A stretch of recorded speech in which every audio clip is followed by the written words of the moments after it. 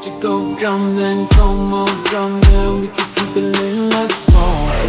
Happy birthday, I love it, let's roll. Happy birthday, I love it, let's roll. Put your panties down. Assalamualaikum warahmatullahi wabarakatuh. Perkenalkan, nama saya Jara Nur Ajijah dari Prodi MPI STAI Inovatif Darul Ihsan. Video ini dibuat untuk memenuhi tugas ulumul hadis dengan tema upaya melawan hadis maudhu. Baik, mari kita simak sama-sama. Sebelumnya kita akan membahas pengertiannya terlebih dahulu ya.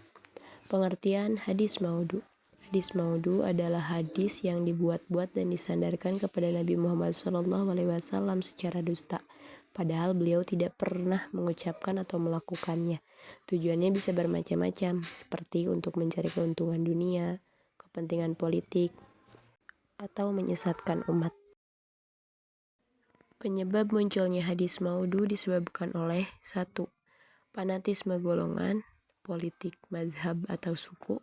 2. Mencari perhatian atau popularitas di kalangan masyarakat. 3. Kurangnya pengetahuan agama sehingga mudah menyebabkan hadis palsu tanpa verifikasi. 4. Musuh Islam yang sengaja membuat hadis itu untuk merusak ajaran Islam.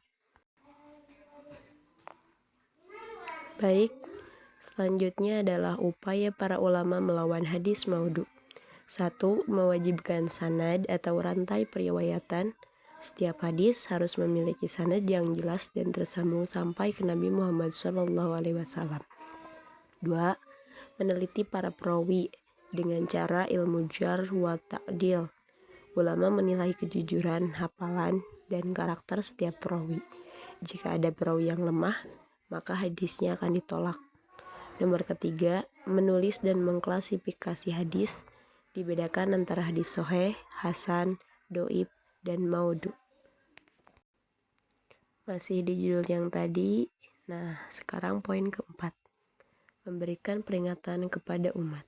Ulama menjelaskan mana hadis palsu dan mana yang benar agar umat tidak tertipu.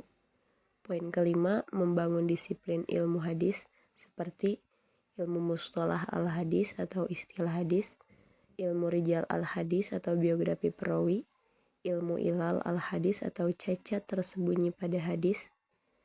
Poin terakhir, mendorong umat untuk tabayun atau verifikasi.